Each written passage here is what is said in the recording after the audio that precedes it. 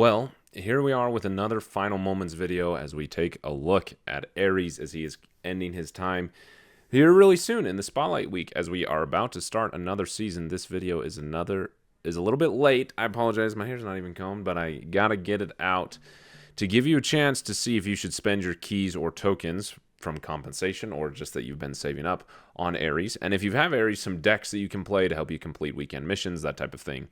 Also, because it's the end of the season, there will be another video of the same thing about Iron Patriot and his final moments in the end of the final season. I also just released 2 other videos about the OTA and then also just talking about the meta and my feelings on the meta. You know, abnormal videos for me, so I'd love your feedback on those if you wouldn't mind watching and leaving a comment. Let me know what you think of them. But let's talk about Ares. Let's get into it with the stats at first. This is all according to untapped data, which today I went down the rabbit hole of all the different forms of data between Marvel Snap Zone and Untapped, and it was so much. But just to keep it simple, sitting at a popularity rate about 15.5%, win rate of 54.4%, and a cube rate of plus 0.18 cubes, which is kind of interesting. Especially each week, I just reuse the same slides, and so I'm always replacing what was there before. So last week was Bullseye.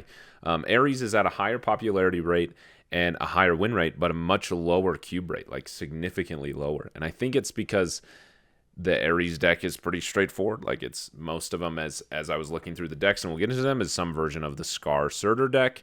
You know, and that's easy to retreat against, and so the cube rate is lower, which makes sense. But it's also a strong deck, so it makes sense the win rate is higher because it's pretty straightforward. So what is my rating? How would I rate this? I did end up spending my keys, even though I mentioned that I was not in one of the videos I released, and I did not want to spend my keys on him. I got him. I did not want Ares, if that makes sense. This is so stupid. If you watched my video about the OTA, I mentioned specifically their comments about Namora and Miss Marvel, and the two of them being in a sophisticated deck together. I love Namora decks. Kamala Khan, Miss Marvel, has been one of my favorite characters for probably a decade, and I've wanted her card since she was released and never had her. So I was like, okay, this OTA is kind of like it's poking at my soft spot of decks and cards that I want to use. So let me go spend my keys and hope that I get Miss Marvel. Like, how dumb. I wanted to spend my keys and not get the new card. I wanted to get Miss Marvel. That was a mistake, let me tell you. That Namora Miss Marvel deck is copium all the way. I tried forever. So I ended up getting Ares and Miss Marvel. You know, like, that's what I wanted. I already had Misery, probably the best outcome on my keys. Nonetheless, I got Ares. And so my rating of him is just, he's a pretty simple 4-star card. Like, he's a 412 most of the time. If not, he's a 4.6. You know, maybe if I was doing half ratings, he'd probably be a 3.5, but he's a 4-star card. Like, he's just a good stat stick. In one of those videos, in the video that I mentioned earlier where I was complaining about the meta, similar statted card, 412, is Beta Ray Bill. Do you know how much work you have to go through to get Beta Ray Bill to a 412? You know what you need to do with Ares? Just have the right deck, you know? And you get him to a 412 most of the time. His potential, I don't think he's really going to change. I think power creep is real, and Beta Ray Bill is just, he's going to be Beta Ray Bill, and Ares is going to outperform him probably. So, you know, it's a pretty simple card. One of the reasons I was hesitant on it is because, in that Surtur Skarr situation, which I actually didn't even play with Ares, I haven't played that type of deck in a long time. Even though it used to be one of my favorites, I've just kind of got bored with it. Is it Starbrand is a card coming out in I think it's in March, that is an anti-synergy with Ares because that card wants 10 powered cards. So I'd probably, if I were playing a Surtur deck where Ares is right now, I'd probably take him out and put, you know, Typhoid Mary or Crossbones back in, or Cold Obsidian, that type of thing. So, you know, I don't, like, he's not going to get worse by any means, but he may get less popular in the Surtur shell that he's in as Starbrand comes out. But he'll still be a good card. And as I'll talk about when I get into the deck, he's also has potential. He's just a good 4-cost card in other decks as well. So here's the deck ideas. We'll get to them. This is the deck with the highest win rate. I can't remember if it was the highest cube rate, but it is the highest win rate, even though the games are a bit lower. But this is taking it from rank 90 to infinite and post-infinite, so the higher ranks. And it's a Surtur Skarr deck, a pretty straightforward one. You know, interesting to be running Nico and Hydra Bob. I think that's quite interesting. If I were running a deck like this, if I don't have Cold Obsidian, I probably would be running not Zabu, Quicksilver in here, because then you can just not have to worry about not being able to play Cold Obsidian. You will always be able to play Cold Obsidian because you're Quicksilver on 1. And that's kind of anti-synergistic if you want a Zabu on 1, but I don't know. My opinion is that you want to play Surtur on 3. So, why? Nonetheless, I don't play this deck, so don't take my opinion on it. This is the highest performing deck. There are different versions of this. So many different versions of this Surtur deck. Various 10 cost or 10 power cards in here. Some of them have Heimdall in them, which I think is quite interesting. And what power move to just move your power over some lanes. That is completely unexpected while still being a great addition to Surtur. Here's another version that's not too different. The swap is that instead of Cold Obsidian, it has Typhoid Mary.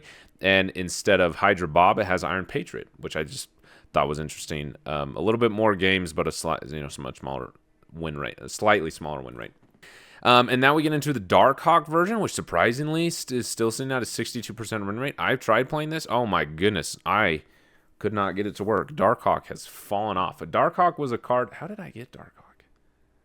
I got him somehow. I don't remember. And I was so excited to play the card because I remember Darkhawk just breaking the meta when I played Marvel Snap originally, and then I came back to it. I was like, oh, I gotta get Darkhawk, and then he's just not good. So it's interesting to see that this deck does so well. Kind of interesting combo of cards, and a cool take on Ares by weakening their deck with Cassandra Nova and Rockslide and Korg and that type of thing. So there's that Darkhawk version. In my experience, it was not very strong. However, I didn't have cards like Cold Obsidian in here or Juggernaut, Hydra Bob. I didn't have those types of cards, so maybe I should have worked in something differently. And then we have the Arishem version of it. I think it's interesting that Arishem is just straight up skipping turn 1 now unless they get a card generated from Arishem. I think that's quite interesting. But yeah, here's the Arishem version of it. All the typical things we're used to with Arishem of Doctor Doom, Doom 2099, Red Guardian, Eliath, Mockingbird, Galactic, like all the things that Arishem has become. This deck is, and my goodness, does it have a lot of games? That's crazy. Well, at a 58% win rate. Not a lot to say about these decks. I think it's just pretty straightforward card, so I'm just kind of showing you the decks. Mill, I did think was an interesting spot for Ares as well. Again, same idea with Yondu, with Cable, Gladiator, Baron, Zemo. You're just like getting rid of their deck and weakening it so that when you do compare Ares, they maybe only have 2 cards in their deck with Misery. In fact, quite interesting, I played a game with Ares against a Mr. Negative deck, and they had played Lady Jane, so they had 0 cards in deck, and so I just won the Ares battle was against their 0 powered deck. This is really interesting. So Mill has just been everywhere, and so I think Ares is again an interesting combination in that deck. However, there were many versions of this Mill deck running around, like so many different versions. This one was the highest performing version of them. However, there were, here's just a list of cards that I saw swapping in and out. Some didn't have these cards and had these cards in place of others, right? So it was Fenris Wolf. Some were missing. Some had Red Guardian most of the time in place of Fenris Wolf. Lady Deathstrike was there. Some, instead of running the Misery Death combo, were running Black Bolt and Stature, because without Misery, Death isn't going to get as cheap because you're not getting those second-on reveals and the destroys from Misery. So Black Bolt Stature makes it a great swap for that Misery Death combo. Grandmaster and then Shadow King were the other cards that I saw. Depending on people's collection and what cards they were missing, that's what they were doing with this Mill version of the deck. Iron Patriot also, some of them were running, some weren't, which it's kind of shocking to me to see Iron Patriot running in here, but when you can follow an Iron Patriot up with a Zemo or a Gladiator, like, you are most likely winning that location. So yeah, there's a Mill version of the deck, and then we have my deck. Here we go, and I'm not joking, I actually went and checked. All 11 of these games are from Untapped, right? I had to find this deck, I had to specifically search for Gladiator or Ares decks with Namora. And there were 3 of them. Most of them were like weird versions of Mill, believe it or not, with Namora randomly thrown in there, where this is like straight up a Namora deck that has Ares in it, and it has 11 games. I checked. I can show you a screenshot if I go to my stats in Untapped. Right, so here's my stats. Here's my Namora deck, games played. Oh, it's loading. So here's my Namora deck, games played, 11. Here, total games in Untapped for all players, rank 90 to infinite and post-infinite, 11. All 11 of the games are from me. So here's my stats: 63% win rate and positive 6 cubes. So that's how you get the average cube right there. Interesting deck. I mean, this is the one that I can talk about the most because it's the one that I've played. I also think it's less straightforward. I did talk about this in the OTA. That buff of Namora to 7 power is so significant in the best way, like to the point where it achieves their goals of making this a playable deck, because Galacta is one of the best cards in a Namora deck. If you get Galacta down on 3, or even if you get it down on 4, but somehow you get, right, so you have Gladiator here. Somehow you get Gladiator or Captain Marvel or Scarlet Spider or Ares down on turn 3 or Galacta on turn 3.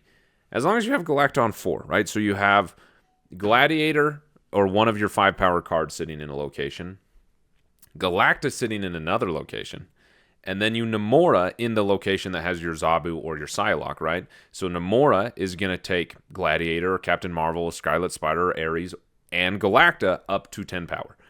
And Galacta will take Namora up to 10 power. And now your Skarr is free, which is just a beautiful combo. Allows for so much, especially because you're focusing on Zabu and Psylocke on turns 1 and 2.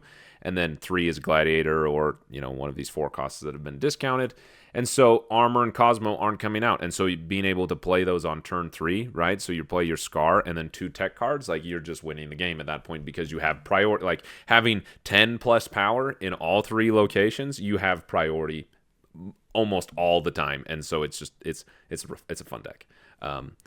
Obviously not the highest performing deck, but one that was really fun. And Ares was just a good spot in it. Like one, in the situations where you don't get Namora for some reason, he's just a way to get over 10 power to help your Skarr be 4 power, 4 costed instead of 6, or even if he doesn't go over, he's another card that can be targeted by Namora at that, being able to go over that 10 power. So it's a fun deck. Those are my thoughts on Ares. To the part of the video that I like the least, I think you should spend your keys on Ares in the final moments?